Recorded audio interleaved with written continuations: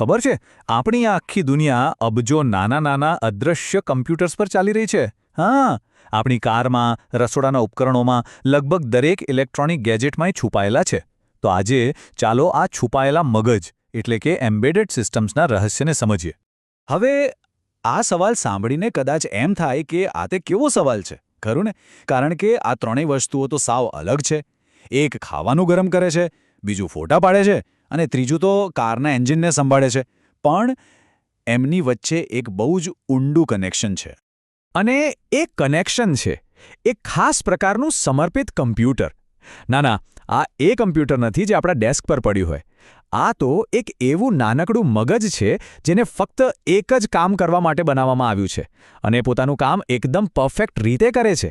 બસ આ જ તો એમ્બેડેડ સિસ્ટમનો અસલી જાદુ છે. તો ચાલો ફટાફટ જોઈ લઈએ કે આજના આ વિશ્લેષણમાં આપણે કયા મુદ્દાઓ પર વાત કરીશું.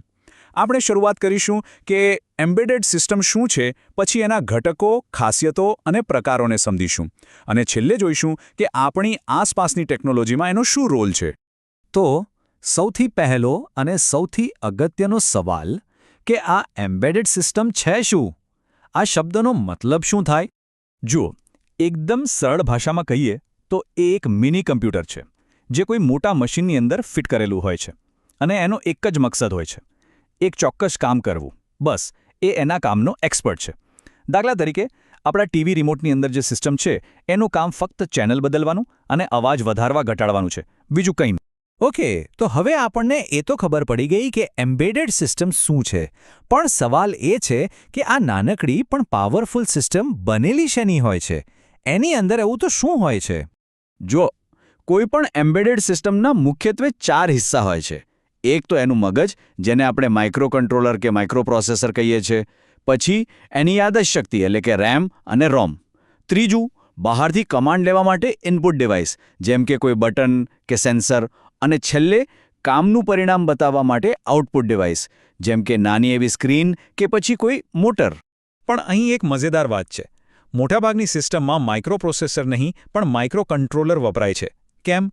કારણ કે માઇક્રો કંટ્રોલર એક ઓલ ઇન વન પેકેજ જેવું છે. એ એક જ નાનકડી ચિપમાં સીપીયુ, મેમરી બધું જ ભેગું કરી દે છે. આનાથી શું થાય? એ સાઇઝમાં નાનું, કિંમતમાં સસ્તું અને વીજળી પણ ઓછી વાપરે છે, જે આવી સિસ્ટમ્સ માટે એકદમ પરફેક્ટ છે. તો આપણા લેપટોપ કે ડેસ્કટોપ કમ્પ્યુટર કરતાં આ સિસ્ટમ્સ અલગ કઈ રીતે છે? શું છે એમની ખાસિયતો અને કદાચ કેટલીક મર્યાદાઓ? ચાલો જોઈએ. સૌથી પહેલી અને સૌથી મોટી વાત, સમર્પિત કાર્યક્ષમતા. એટલે કે એનો જન્મ જ એક ખાસ કામ કરવા માટે થયો હોય છે. એ બીજું કશું કરી જ ના શકે. જેમ કે વોશિંગ મશીનની સિસ્ટમ. એનું કામ ફક્ત કપડાં ધોવાનું છે. તમે એના પર વિડીયો નથી જોઈ શકતા.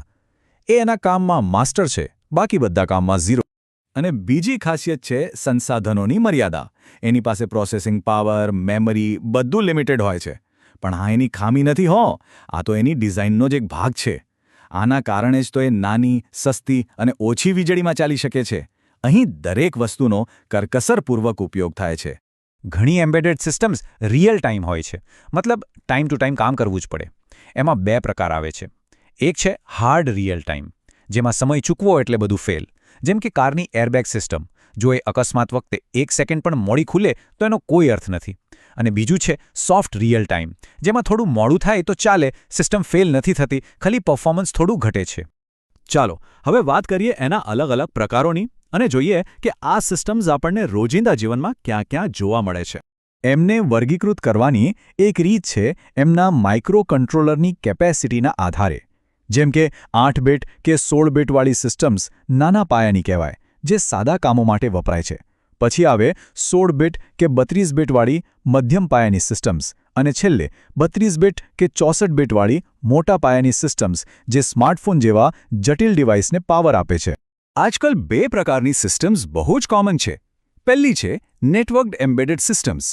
આ એવી સિસ્ટમ્સ છે જે ઇન્ટરનેટ કે બીજા નેટવર્ક સાથે જોડાયેલી હોય, જેમ કે સ્માર્ટ થર્મોસ્ટેટ. અને બીજી છે મોબાઈલ એમ્બેડેડ સિસ્ટમ્સ. આ પોર્ટેબલ હોય છે અને બેટરી પર ચાલે છે. આપણો ડિજિટલ કેમેરા આનું ઉત્તમ ઉદાહરણ છે. તો આ બધી ટેકનિકલ વાતો પછી મુદ્દાની વાત શું છે? આ બધું આપણા રોજિંદા જીવનને કઈ રીતે અસર કરે છે? ચાલો બધું ભેગું કરીને સમજીએ. સીધી વાત એ છે કે આ કોઈ એવી ટેકનોલોજી નથી જે આપણાથી બહુ દૂર હોય. હકીકતમાં એ આપણી ચારે બાજુ છે. આપણા ઘરમાં, આપણી ગાડીમાં, આપણી સેવામાં. આપણા રસોડાના માઇક્રોવેવથી લઈને કારના એન્જિન સુધી આપણું આખું આધુનિક જીવન આવા અબજો અદૃશ્ય સિસ્ટમ્સના ખભા પર જ ટકેલું છે. એ આપણા જીવનના ગુપ્ત એન્જિન છે. અને આ બધું આપણને એક મોટા સવાલ પર લાવીને ઊભું રાખે છે. ઇન્ટરનેટ ઓફ થિંગ્સના આ જમાનામાં જ્યાં દરેક ડિવાઇસ એકબીજા સાથે જોડાઈ રહ્યું છે, ત્યારે આપણું ભવિષ્ય આ ટેકનોલોજીમાં ખરેખર કેટલું એમ્બેડેડ એટલે કે વણાયેલું હશે? આ એક એવો સવાલ છે જેનો જવાબ સમય જ આપશે.